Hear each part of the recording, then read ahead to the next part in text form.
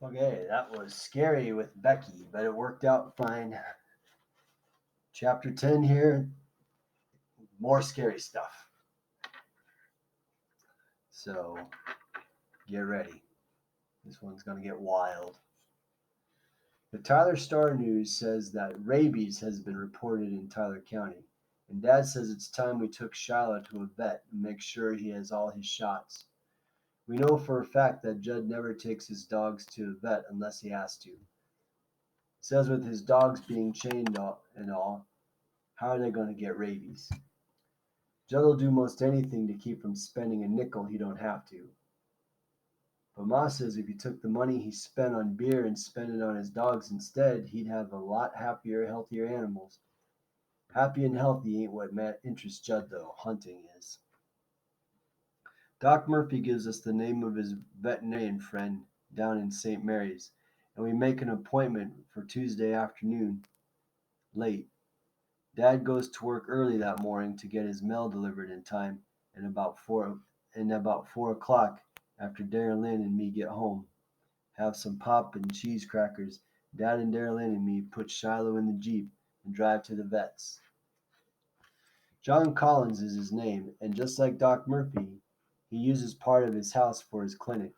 Shiloh is not one tiny bit happy about going, let me tell you. He's happy about getting in the Jeep, though, and likes to ride up front with Dad, his head out, the wind blowing his ears. Darylyn and me laugh at the way spit drops off the end of his tongue. Jeep gets going fast enough and the wind will blow that spit right into the back seat. Darylyn lets out a shriek when some of it smacks her arm. Once we get to the clinic, Shiloh knows something is up. Don't know how dogs can tell that, but they seem to. Not a place he's ever been before, that's one thing. The scent of other dogs around, that's another. Scared dogs, too. We're walking up the sidewalk with Shiloh on a leash, and the more he smells the bushes, the more scared he gets. By the time we reach the door, his tail's so far tucked in between his legs he can hardly walk. Darylyn picks him up in her arms and carts him inside. Dad signs in at the desk, and a young woman in a blue shirt rubs Shiloh on the head, but that don't fool him one minute. He knows right off this is a place he don't want to be. Knows it for sure when a 15-pound cat reaches out and swats at him as we go past. We sit in a row on the plastic chairs, and Shiloh is sitting on the floor between my feet.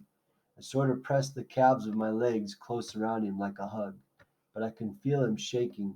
I reach down and pat Shiloh on the head. He licks my hand, but it's not a very strong lick. I think he's saying, I thought you liked me. How come you're bringing me here? Dad's reading some pamphlets on distemper, rabies, and something called hepatitis. I'm looking at a dog chart over on the wall. Shows a side view of a dog, and every part of him is named. Parts of a dog I never even heard of before. Figure if I'm going to be a vet, I got to know them all, so I start memorizing them right here. The hock joint, loin, croup, withers, brisket, stifle, flews. Should have brought my notebook, I'm thinking, so I could put it all down. Darylyn, though, is reading about worms. She sits there with her mouth full open, eyes big as quarters, and nudges me in the side. Marty, she whispers, you know that puppies have worms in them? Yeah, I tell her. I know dogs can get worms. Live ones, says Darylyn, eyes like 50-cent pieces now, crawling around inside 'em. She's looking more horrified every minute. Then she looks over at me. Maybe Shiloh's got 'em. I suppose he could have. How would they know, she asks me. I lean over and whisper, you have to look in his poop.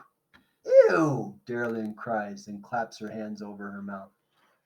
Only thing I like better than teasing Darylyn is making her sick. Now it's our turn to take Shiloh into an examining room. I get up and tug on the leash, and Shiloh follows, looking about as mournful as a dog can look. The vet is a tall man, must be 6'4", I'll bet. And he's got on a blue shirt, too. Got a big head, big ears, and a big smile. Well, well, so this is Shiloh, he says in a friendly, calm kind of voice, as Dad lifts our dog up and puts him on the examining table. "This one Doc Murphy told me about?" "He's the one," says Dad. The first 5 minutes all John Collins does is pet Shiloh and talk real soft, runs his hands behind his ears, smooths his head, and pretty soon Shiloh's feeling like maybe this isn't going to be so bad. Starts frisking up a little, tail begins to wag, and then he's licking John Collins all over his hands and chin, and the vet laughs. He asks us questions about Shiloh, about how many shots he's had, and of course we don't know the answers because we don't know who had him before Judd. Wants to know what we feed him, and I can tell he don't like the idea of table scraps. "You've been taking real good care of him, but he'd be even healthier if he had more protein in his diet," John Collins says, and tells us what kind of dog food we should be buying and where we can get it cheapest. Then he gives Shiloh a couple of shots, and Shiloh's right good about it, just flinches a little, and tells us never to give him bones, make sure he has fresh water, clean his food dish every day, and what to do for fleas. And when Dad and Darylyn take Shiloh out to the desk to pay the bill, I say to John Collins, "Something I've been thinking on. Chaining dogs makes 'em mean, don't it?" "It makes them scared, so they act mean," the vet says. "When you chain a dog, he feels trapped. If other dogs or people come over and he thinks that he might be attacked, he tries to pretend he's big and fierce in order to scare them off." "And these dogs just stay mean for life?" I ask. John Collins shakes his head. "They don't have to. Once you unchain a dog, he doesn't feel so threatened. Knows he can get away if he has to. He may not settle down. Whoops. He may not settle down right then, but if he learns to trust you, knows you'll treat him right, he can become a loyal, gentle dog."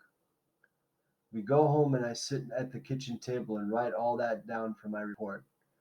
We got a vet now. I can call him and ask questions, and I'm thinking how maybe someday I'll have an animal clinic. My name there on the door. Folks will bring their pets in with all kinds of problems, and I'll know just what to do. But 2 days later, something happened, and I sure didn't know what to do then. It's after school on Wednesday, a common kind of school day. A couple kids give their reports for their Imagine the Future project. Sarah Peters stands up and reads how she's going to be a swimmer and swim the English Channel.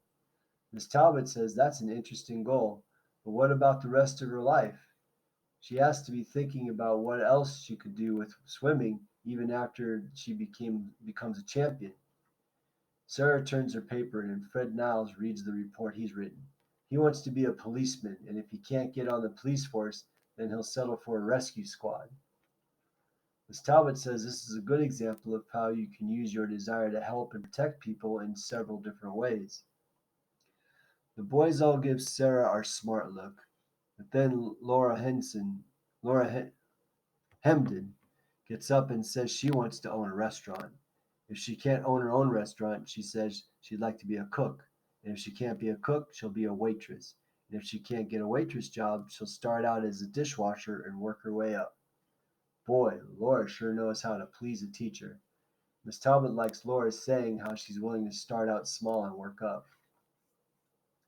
David Howard and I look at each other and figure maybe we better do a little more work on our reports before we give them.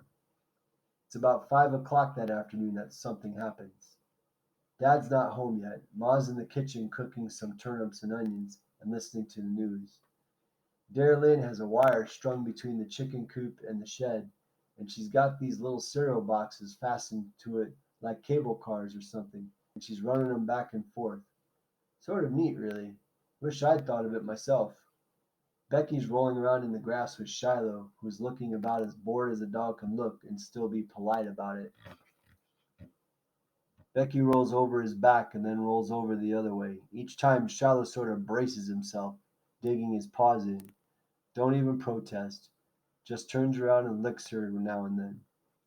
I'm trying to pick enough apples off our 2 apple trees to see if there's enough for Ma to make applesauce. The peaches are all gone now, but Ma wants every last apple I can find. I found about 6 when I hear this barking and carrying on. Sounds like it's far away but coming closer. Shiloh turns his head in the direction of the sound and stands up, body all tense, and Becky rolls right off in the grass. Who's that? Your friend? I asked Shiloh, thinking of the black lab.